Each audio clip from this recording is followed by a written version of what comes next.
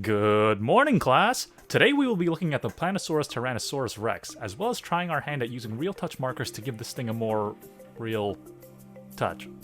Whatever, let's get into it. Right out of the box, we're looking at 3 runners in a fairly plain dark brown, 1 in a light beige, and 2 off-white runners for the skeleton. It also looks like the runners for the skin are doubled up to give us options between the classic Jurassic Park dinosaur look, as well as the current scientifically accepted feathered look.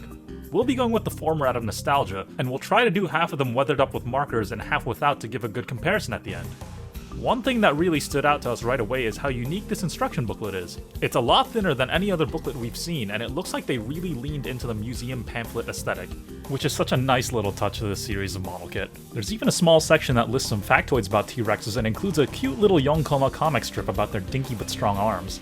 Anyway, on to the weathering. First, we'll be working on the skeleton, particularly the sternum. We're aiming to make it look stained in a similar way to some museum displays, so we'll be starting off a little light with Real Touch Yellow 1, going over the wide open areas on one side of the ribs and spreading it around using a cotton swab. Then I'll apply a little bit of Real Touch Orange 1 to add just a smidge of vibrancy. You can also use a paper towel to smudge instead of a cotton swab if you'd like.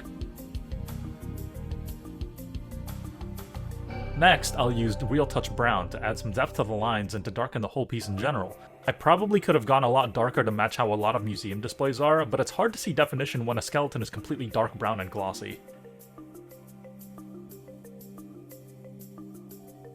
I also noticed they added some detail that looks sort of like cartilage or something, so I decided to use Real Touch Pink to give that a more organic look, as well as leave faint traces of meaty, bloody coloring on some sections of the ribs.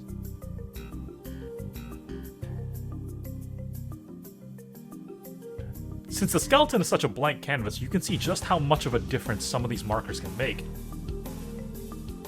Next up, we'll be tackling the skin.